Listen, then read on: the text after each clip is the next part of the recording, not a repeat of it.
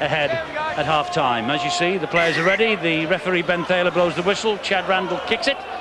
And here we go right now. What do you think Brian McDermott would have said, Steve-O, to his men at half-time? I think he'd probably look at the badge on the chest and say, come on, we need a little bit more passion. He realises that strength-wise, they're being battered in the forwards. And I think he also realises that it was always going to be a gamble to put the hooker, Julian Rinaldi, into the half-back position. They're missing Danny Orr. They need someone out there to control things. But if your forwards aren't working, laying the platform, it's very difficult for the three-quarters. On the other hand, he realises St Helens are in a wonderful vein of form. I think we've been a little bit hard. I'm looking for four tackles, in fact 5 now. Saints have made only 22 metres or so from their own line. And I think at times Harlequins have had some strength and discipline and determination in the middle of the field, but it's just the class really, and on one play it can go from being a good set to a disastrous one in which they concede a try, and that's just a class element, isn't it, between the two teams? Yeah, the big problem though that they were slicing through this Harlequins defence with ease in the first half. Ball finds its way to Will Sharp, and Sharp goes around Gardner, and Gardner taking on Long and beats him, but Wellens is there. That's a great run from Will Sharp, and Great the young balance. O'Callaghan, he makes a quick clap behind and he wants to get going, and it's Henry Paul, and he finds Rinaldi, and Rinaldi with a short ball here, and that's Tony Clubb, I think. Tackled by Thompson. Henry Paul again, 10 metres short of the line. What a start to the second half this might be for Harlequins. Did that come off of St Helens' hand? Is that back to 0 in the tackle count? No, Ben Thaler says that's number 4 as O'Callaghan goes down. Randall to Scott Hill. Scott Hill gets it away. Oh, Haggerty drops it. Haggerty's claiming that he was held back before he got the football. Good opportunity there. And nose it through. Gidley went low on Hill. Maybe he had a point. Well, he might have been held without the ball, Steve-O, but Yeah. at the end of the day, the ball had hit him in the face and had gone forward. Yeah. See it here. Gone.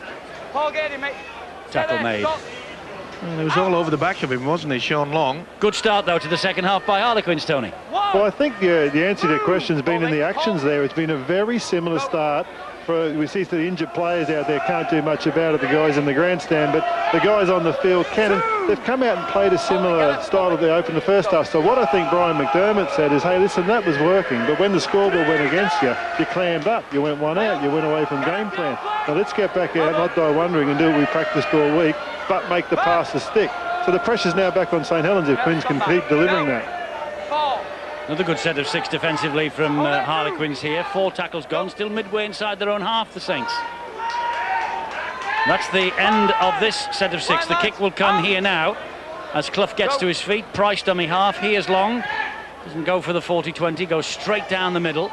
Ricky Sharif catches it on the fly. Oh, and Ricky Sharif through one. Can't get away from Price, though. And again, good balance by Sharif, the full-back. He's handled it extremely well because he's no stranger to that position, of course. Lamont Bryan, good strong run as well.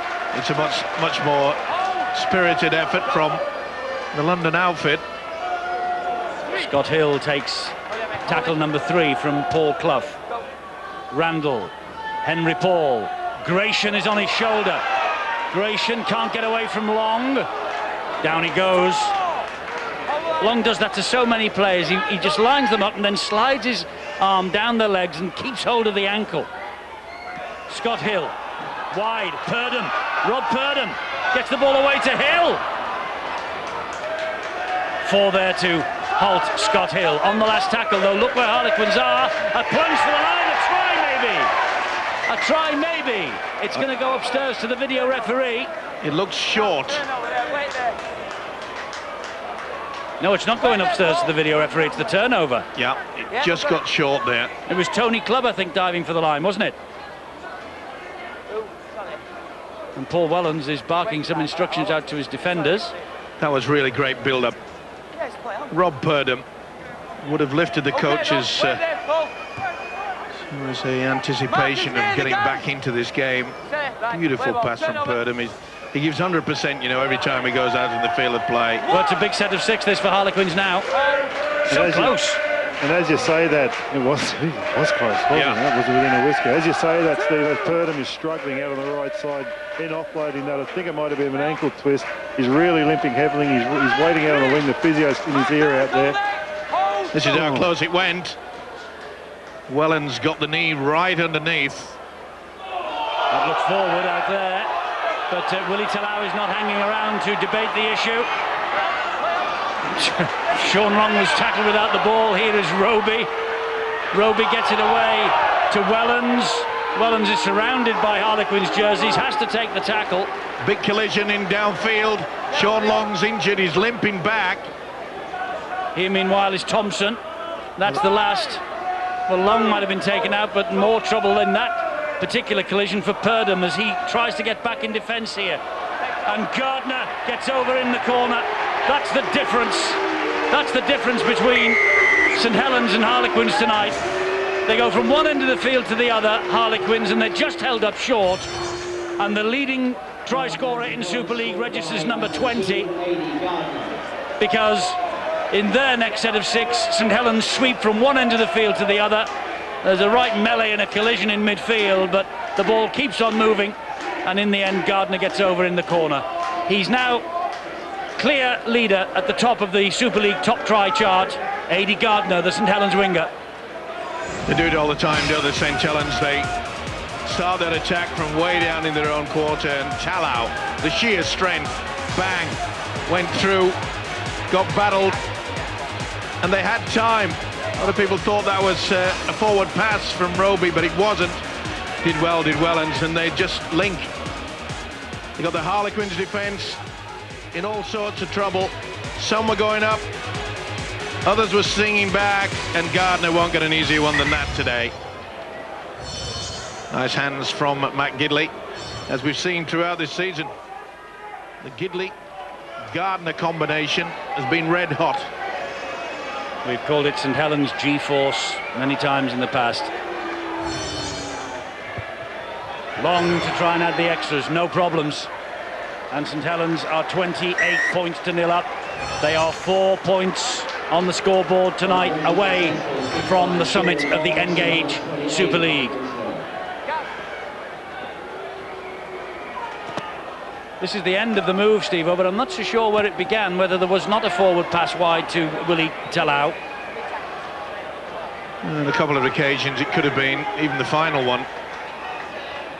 The celebration, of course, for this fellow, he's in top form, but when you've got the pass out wide, that's the one that perhaps they thought from Wilkin. Well, that looked forward to me. Yeah.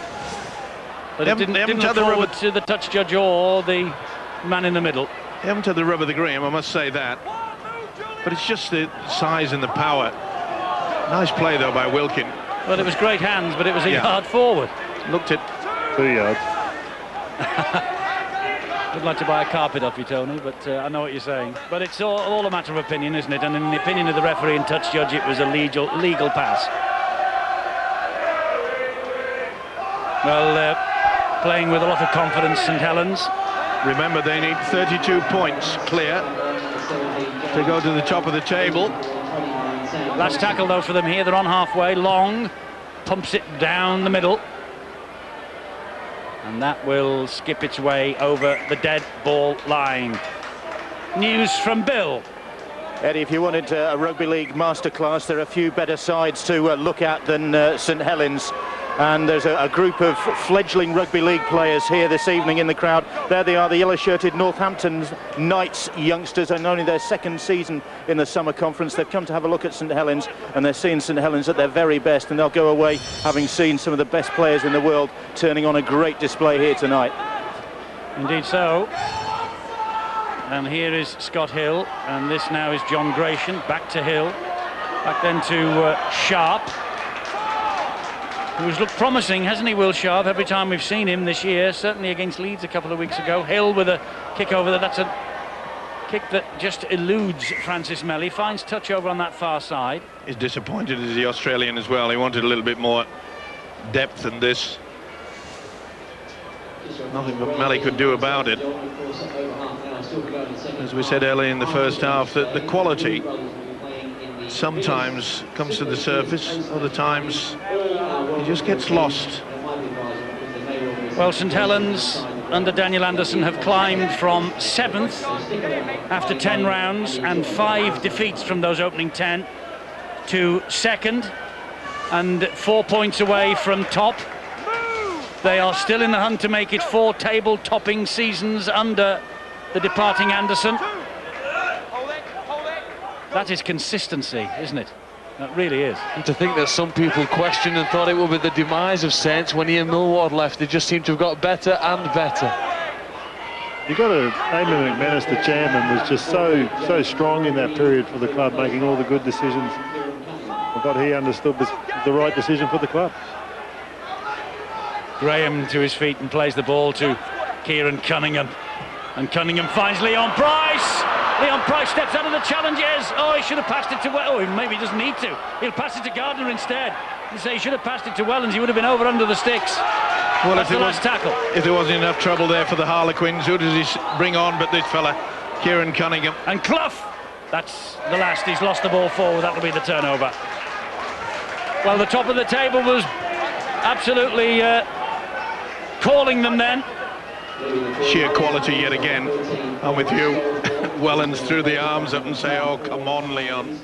I was under the sticks there. But full credit to the Quins. They got back in numbers. Sharif here for Harlequins.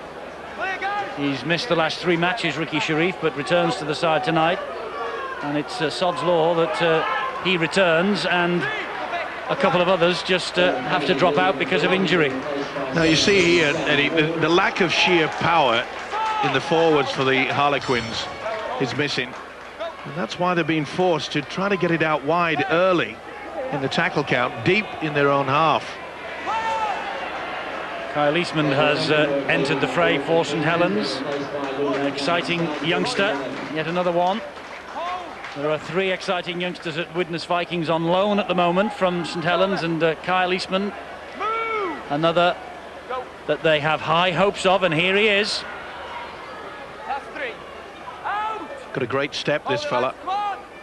He returned to Super League last week against Huddersfield. He's been on St Helens' books since he was 15. And as I mentioned earlier, Brian McDermott reckons he's got a few 15-year-olds on the Harlequins' books who will make a big impact in the future. And that's one of the reasons why he signed a new 3-year deal to stay here in the capital. Wants to see the fruits of all his labours. Oh, it's a great kick. He wants to see whether it was taken over. He wants to check. Well, Wilkins pushed him. He wants to check how to restart the game, I think. Yep. Now, if Wilkins pushed Sharif into this, it's not surely Sharif having played the ball, is it? No. Pretty difficult to make the decision. I'd say that's a... You know, I think that... Well, it could be a penalty. I think it should have been a penalty, yeah. If he'd have gone for the ball here, he might actually have scored the try. John Wilkin. Well, Wilkin had tried to claim that, as far as he's concerned... It's a 20-metre restart. He thought that he had the football. Bit of a 50-50 there, going 20-20. I think that could have been deemed as a penalty to Harlequins. Yeah. Look at St Helens. They are so eager and surrounding the man carrying the football. On that occasion, it was John Gratian. Well, Danny Ward might add a little bit of punch up the middle. They've certainly lacked that, that's for sure. Again, a good start to the second half from them. Yep. That's a good ball from Sharif. Good tackle as well from Price. It was on Louis McCarthy Scarsbrook, who is on the halfway as he plays it to Rinaldi. This is Randall. Randall goes wide and finds Tony Clubb again. Last tackle here for Harlequins. Kick has to be good. And Scott Hill. Well, that was a right schmozzle. Play on, he says. Play on, he says. Scott Hill inside, but he had his foot in touch. Well, he confused everybody, but not Ben Thaler, the official, with a whistle. Good thinking by this fellow, Scott Hill. No, it's all right. That's why I gave it top 20. He hadn't played it. Price definitely touched it. The official got it spot on. What about the fend on Cunningham? Just there. Good work from Paul Wallens. Brian McDermott, the Harlequins boss, will be buoyed by the extra effort that they've shown since the restart. The one thing that he realises was that they were not stopping St Helens, controlling the match, and then when it came to the kick, they were bossing it. Clough here for St Helens. Wrestled to the ground by John Gratian. Tackle number 3. Cunningham to Graham. What a workhorse this fella is.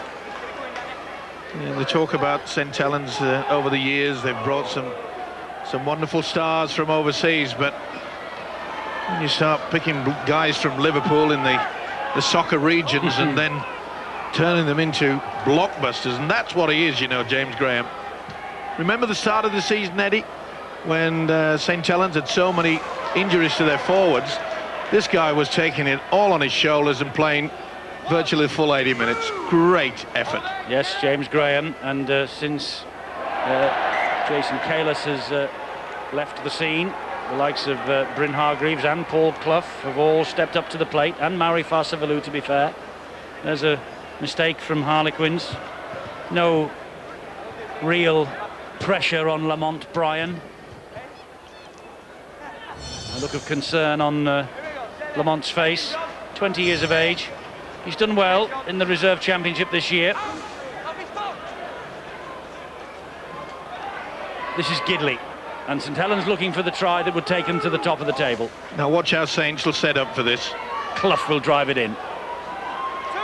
Big defence needed here from Harlequins to keep them out. Cunningham gives it to Long. There's space here, and on the charge. Oh, strength. Is it a try? Yeah. It is for Wilkin. And at that moment, St Helens go top of the table. Wouldn't believe it looking in the face of Daniel Anderson, but they do.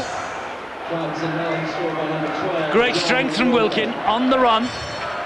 And it all came about by the error from Lamont Bryan. And I mentioned the fact, just watch how St Helens build towards the opposition goal line. This is the error, and from that position, Saints don't rush, they just do the basics.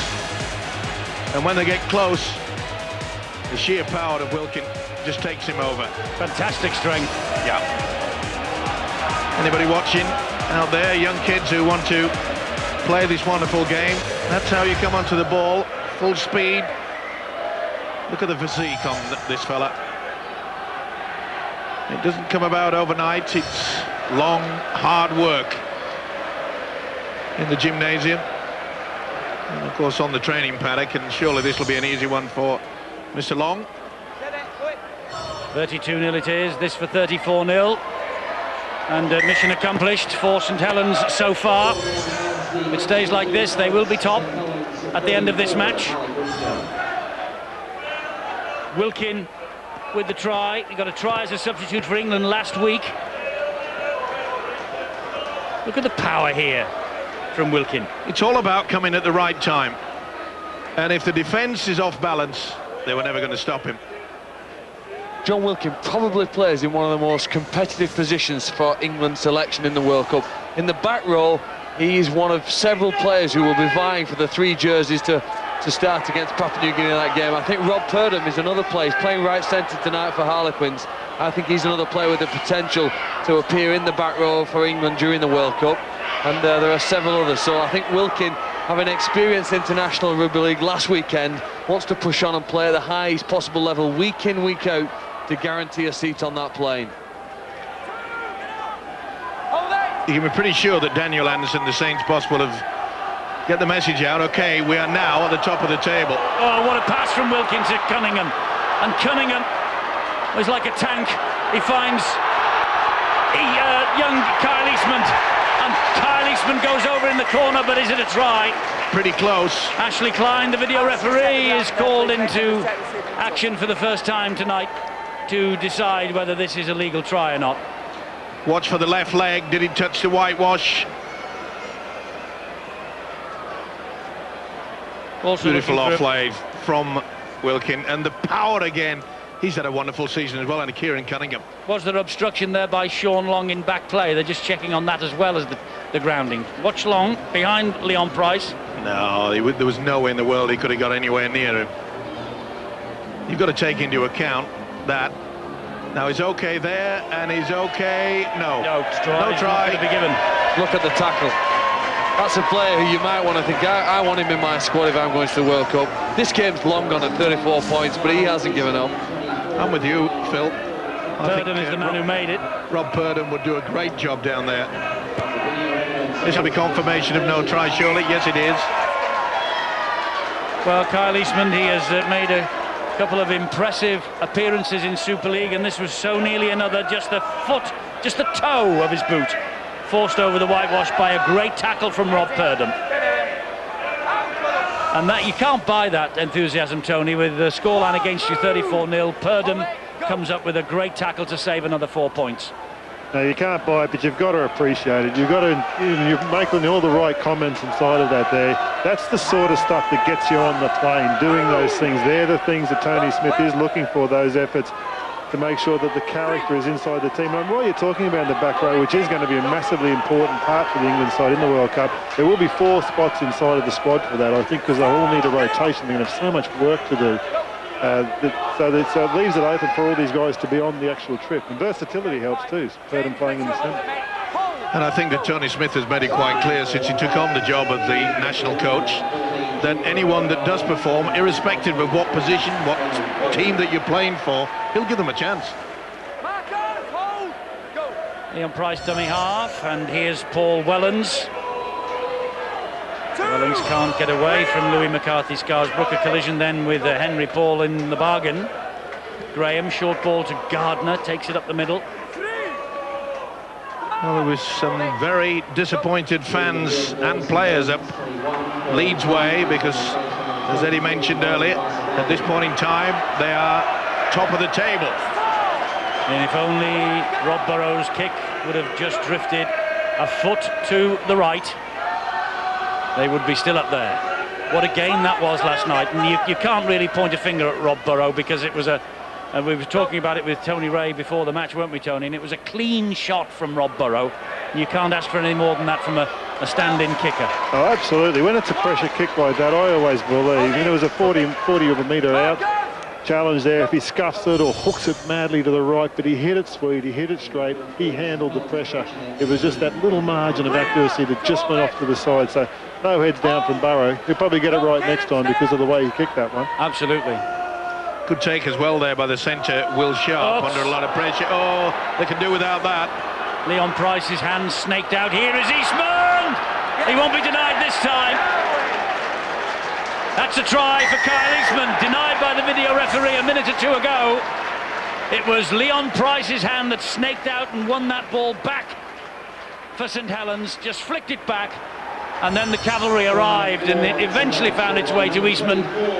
He's hardly played in Super League this year, but when he has played, he has looked impressive, and he has got 3 tries to his name for 2008. Been on the books since he was 15, and remember the impact he made on Good Friday when he came on against Wigan. Trying to force a pass, Price got the fingertips to it, back on the inside. He's a talent, no doubt about that. Trying to force it, good stuff. Barsabalou says, get on with it. Wilkin back on the inside, good position. He really is a good player, this. I like his balance. The one thing I also admire about him, he enjoys playing. Big smile on his face, he wants the ball, he's eager to get involved. It's much easier when you're playing for a side that's at the top of the league, though, isn't it? And that's the advantage for any young player coming in. If you're in a team that's winning with confidence and good experience around you, it helps and makes it easier to smile. And Long misses with that conversion attempt, 38-0. Yes, Eastman has had the benefit that some youngsters don't have, and that is he has come into this team that is on top of its game. He just poached it, didn't it? Away from Purdom. This still needs scoring. Oh, look, you've got to take into account that he positioned himself to come back on the inside at the very last moment for the pass from Wilkin. You have to read it. Well, that kid's challenge is going to be attitude. I'm not saying he doesn't have it. He has got so much going for him. He's got a beautiful football mind, good, strong physical ability, makes good decisions. He's coming through all the challenges so far. So now it's just up to how hard he works as to what his career will be. And it can be as good as all the superstars in the game now. And at 18 years of age, a possible Young Player of the Year. Possible. And I think Another also penalty here for St Helens, by the way. Hands in at the ruck. and I think that all the youngsters at St Helens have benefited by the coaching of Daniel Anderson.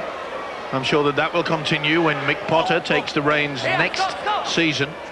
He's an accomplished coach. He's proven that with well, the massive improvement to the Catalans this year. While you're talking about Daniel Anderson, I want to disagree with you on your point about he'd be sending out a message saying we're on top of the table. I think he'd be doing absolutely the reverse. I think, you know, I think when Eddie went to the stand, he didn't look nonplussed about it. You know, there's 7 games to go, and probably not that worried about being top now. It's exciting for us, and it's interesting to look at. He'd be talking about the things they spoke about in training. Let's run hard, let's kick hard, let's chase hard, support hard. They'd be the messages. And I think it's important young coaches understand that. You don't probably talk so much about results during the battle. Yeah, you want to be top back end of September, don't you? Oh, Fassavalu through a hole. Look out, Ricky Sharif. Well played, Ricky Sharif. Tackle of the season, Eddie. And the best moment of the game, I'll tell you that. And Cunningham has lost that ball. Fassavalu cannot believe it, and not many people in this ground can either. Cumberland roll, flip-flop, call it whatever you want, but Ricky Sharif has lifted this game. I think he's lost it as Cunningham. But Fassavalu said, surely I've got to get past this kid. Well, Louis McCarthy-Scarsbrook's offside. Well, there's about 4. So is David Tootle offside. Yeah. I thought he dropped it. Well, it's hard to tell from there. Well, from up here, it certainly looked as though the ball came back away from Cunningham. Pretty close, and he's lost it. And it's gone backwards, nowhere near the whitewash. This will be no try. But I'm not Ashley Klein. And maybe a lot of people who are watching are pretty happy about that. Well, Ashley is. I think he loses it and goes back. No try. This will come up on the screen. Just a question now how they restart the match, isn't it? Because it's launched backwards. Or was it a hand in by Will Sharp and company? Ashley Klein's made his decision. No try. The turnover.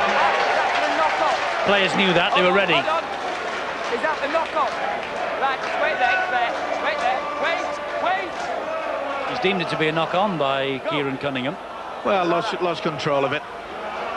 But the tackle was just sensational. Fassavalu went through an enormous gap. Well, this tackle from Ricky Sharif deserves to have stopped a 4-pointer. Oh, my word. Bear in mind, Sharif's team are 38-0 down. He's got the human cannonball coming at him, called Fassavalu, and he stands up and he says, "You're not getting past me, mate." Fantastic. Well, he used the power of mathematics, didn't he? You know, the mass and the movement. This should be good, go on. Well, he utilised it, didn't he? He just went and spun him round. It's Fassavalu's own way, carried him through. The only one Sharif's with formula. the only university degree on this country belongs to Mr. Clark. I think it's Sharif's formula that you're trying to find out, Eddie. What? Pi equals 2r² and mass and velocity don't equal each other, is that? Listen, Wigan's not playing. There's nothing to do with pi. Don't worry about that. Look at this. This is tremendous, If he isn't it? tried to evade him, I think he could have made it to the line. Maybe in future he will. I think Sharif's theory is shut your eyes and hope for the best. Yes. Play on, he got him. 3. Well done, that man. He is long. Go wide to Eastman. He bounces off Lamont Bryan, but Bryan sticks to him, gets him down. Graham. It's an important final quarter of an hour this for Harlequins. How will they cope with the last 15 minutes? If Sharif's effort there is anything to go by, mind you, he nearly made a mess of that, but if Sharif's effort in that tackle on Fastavulu is anything to go by, they don't want to be humiliated here. Well, they're putting in a far better effort in the second half, that is for sure, and you know, he's really kicking himself, is Ricky Sharif, but the amount of work that he's had to do, both in defence, getting himself in a position, he's worked overtime. He should feel proud of it. You know, that was a really good example of one of St Helens' key players in the big games, going to the left-hand side. John Wilkin is one of the best short kickers, and the length on the kick is really what's obviously forced the error from Sharif. Good chase on the back of it. But as the season progresses, Eddie, and we get to some closer games, watch for John Wilkin's short kick through the line. Let's go down to Bill on the sideline. Eddie, the heroics from Ricky Sharif at full-back. Meanwhile, sitting in the stand is Mark McClendon, accustomed to playing in that position for Harlequins, absent for several months now. And look at the Gaunt's face there, because Mark McClendon has been seriously ill. He was injured, of course. On the back of that, he did have this serious illness, which meant he had to go back to Australia for a few weeks to recuperate. Thankfully, he's got the all clear, and I'm told that he will soon be back in training, and that is a big bonus for Harlequins. It's a huge bonus, but you're right, Billy, has shed a lot of weight, hasn't he? And that will take some coming back. Maybe you should follow the Steve-O diet for that. It's Gidley, infield to Clough, and here is Wellens. Wellens to Fastavulu. He'll put it back on in a week. Wellens again. This is Roby. Back to Wellens. This is sensational. This is sensational. Fantastic stuff from St Helens. Go left, go right, go up the middle, come back again, and no wonder the coach applauds that. The try from Francis Melly in the corner. A fantastic St Helens try. Great hands, well, just kept it alive, keep it going, looking for the support play, and it was there all the time. Melly finishes it off, but that was a good team effort, and as Eddie has already mentioned, that's the reason why Daniel Anderson had a huge smile and a little bit of a clap. This is the second pass. Chip over the top. Call that a pass, that's 3, that's 4, that's 5. I think that's 6 and 7. 8, 9, 10, 11, 12. Baker's dozen. Tremendous stuff. Power, skill. Fantastic. Boy, that is good. Francis Melly, the 8th different try scorer in a St Helens jersey tonight. 8 tries, 8 different names. Strength in depth. Well, Tony Ray took me to task in regards to Daniel Anderson about not wanting to finish at the top of the table. I think any silverware would be nice on his last particular season. He'll be happy with that. Yeah, very much so. He's absolutely going to get to the top there, and I'm sure of that, but he's not sending messages out. There you go, and that's my point on that. I think you would agree with it. I know you're stubborn, you won't go with me. The key is great Daniel Anderson play there. The message would be keep supporting the ball, keep yourself available. You called 13 passes, but there had to be 13 blokes available to receive those, and those blokes worked so hard off the ball to challenge Brian McDermott's defenders, who were scrambling their way trying to hang in there. Well, Daniel Anderson applauding, and you can understand why. What thoughts are going through Brian McDermott's mind now? Probably the thoughts of many coaches this season, Eddie, mainly due to the fact that, you know, St Helens, they have just blitzed them.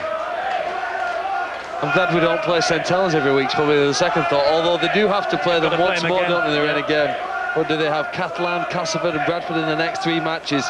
And if they do want to feature in the playoffs, those are the games that they have to pick up. I think, realistically, this was never going to be a game they were going to win, Eddie. No, and I think the point that Tony made earlier is well made, that, what's this now, round 20, 7 to go. I think the playoffs now are beyond Harlequins, and probably I'll get into trouble from Brian for saying that. Well, he's right. You've got to tell the truth. And well, the you're truth realistic. You're realistic. And the truth is that Harlequins do not have much depth. Oh, well played, Purdom. Read that perfectly. There's a couple of big plays. Purdom again there, just scrambling behind there to pick this one. Doing his work off the ball. Phil mentioned it defensively before. He's turning his transitions there from defence into attack. Wonderful. You know, what McDermott's looking for is the big efforts. We were talking about Reku Sharif being a wonder tackle, and it was against Maury Farsivalu, but McDermott would be expecting that tackle. That's what his teammates, that's what he's here to do. And the bloke comes through, he's got to make that tackle. And if you want to keep getting yourself in position as the season goes through, what he's looking at is make those tackles, handle this pressure. Talking of tackles, that was wonderful play by Gardner. Picked it out, went off the touchline, straight into it, bang. I think St Helens want to keep Harlequins with the big 0 alongside the name, don't they? The way they're tackling here. No drop in the enthusiasm level from St Helens. And at Northern Rail Cup final, the first trophy of the year will be handed out tomorrow at Bloomfield Road, Blackpool. Ellery Hanley's Doncaster against Sean McRae's Salford. A 2:30 start for us on Sky Sports 3, and the match itself kicks off at 2:45. You posed a question to me, Eddie, when I mentioned that evidently the rumour was that St Helens were clapping Wigan home last night. Maybe Bill Arthur can find out whether that is true or not. Graham is tackled high. Bowie, McCarthy, Scarsbrook. Penalty to Saints on halfway.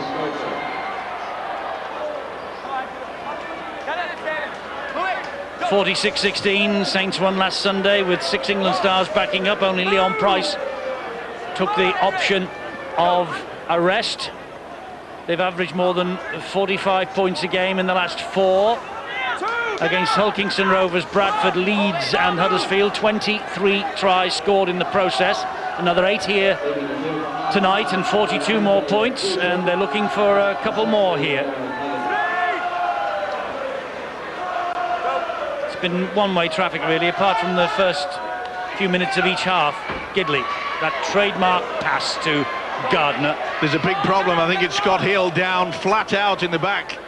Cunningham, Sculthorpe halted by a good challenge and pinched stolen. the ball. Did really well then, Gareth Haggerty. Did he ever? Sculthorpe couldn't believe it. And the referee wisely has stopped the play here. Well done, Haggerty, but well done, Ben Thaler, because the play was moving towards the prone Scott Hill. This is, Eddie, I think the 3rd time this season that Scott Hill's found himself in this position. Twice before, stretch it off. He has had problems, and there has been grave concern over them, but only for him to almost return later in the match. I'm hoping this isn't a long-term serious injury. He seems in considerable pain. And Brian McDermott would be hoping so as well. One of his big players. Oh, it was his own player, wasn't it? Gareth Haggerty. Yeah, just coming away, and he really caught him with a knee. Well, he's moving. That's the good thing about it. Watch the strain here. Oh, there's a bit of meat behind the left thigh, and look, you can see the bit of claret. Let's hope he's going to be okay. It's not coming to be stretchered off, but I think it'd be wise to bring him off the field of play. It's with the scoreline at 42-0. There's nothing to gain to keep him out there. Scott Hill is one of 5 World Cup winners for Australia in 2000, still playing the game, and in the Super League as well. Give you a point if you can get the other 4.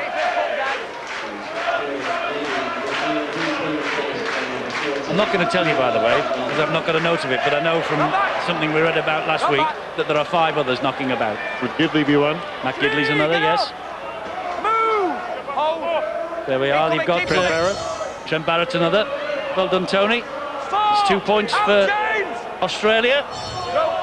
Well, if an Australian can't pick them, who can? 5, move! On it! Stand, go! I know an Englishman who might get them in a moment. On the bounce, it finds its way to Paul Wellens for St Helens. Melly hits the ball at pace. Melly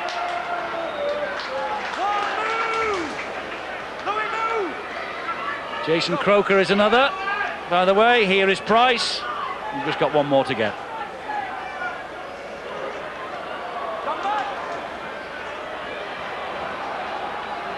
Roby, Wellens. Still eager to keep this ball alive. It's becoming more of a training session now at 42-0. But I'm with you, Eddie. Daniel Anderson, oh, look at this. Beautiful Roby over for the 9th St Helens try in his second, but the referee wants Ashley Klein to check out whether there was obstruction in the build-up. Well, there's nothing wrong there. Back on the inside. No. Long had stopped. They were just very slow to get into an action.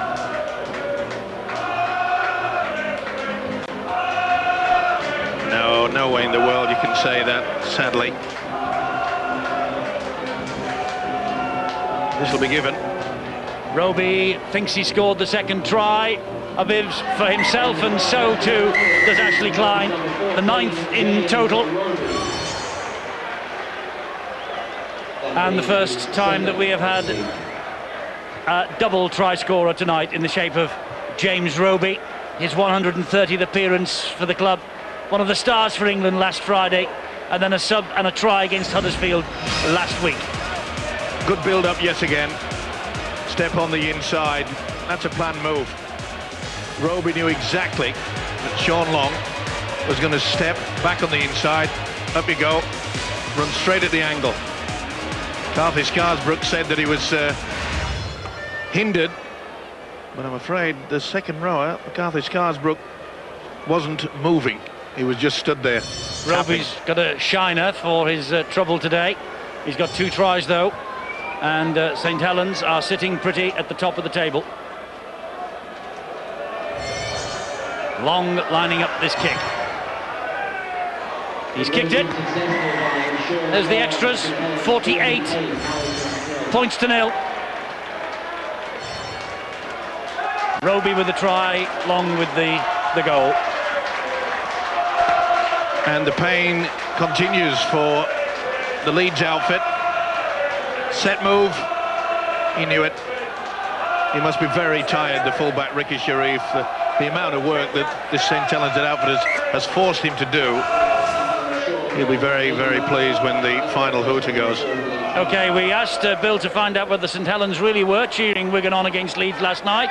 Bill, you might have an answer.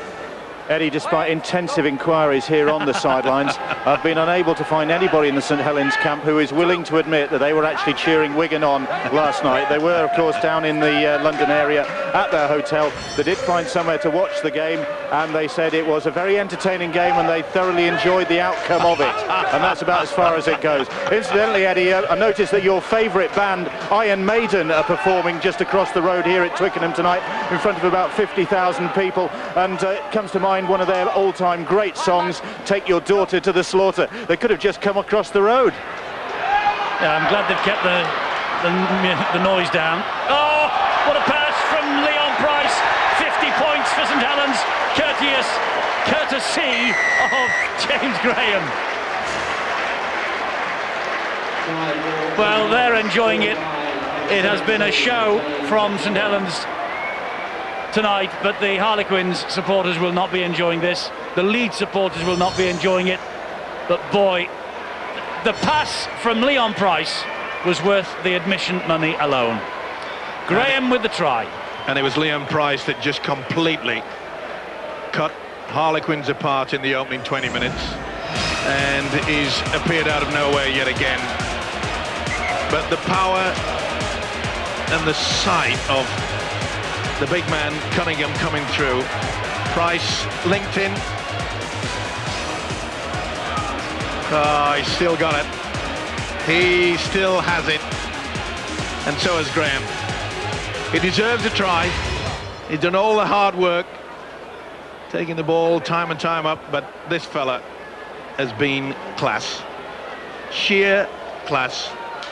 The first 15-20 minutes, Harlequins had no answer. Change of kicker, Paul Sculthorpe will take this kick.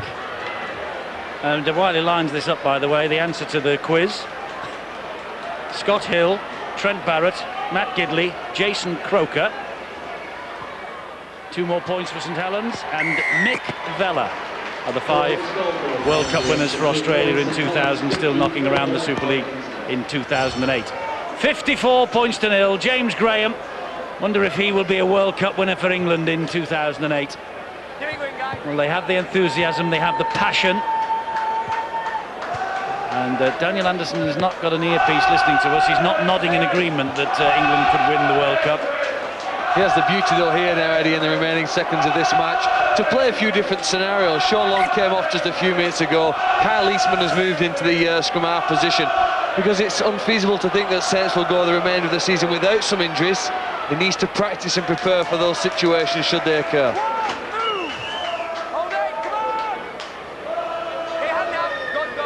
Cunningham just controlling things out there yet again. Oh, that was a wonderful pass under pressure.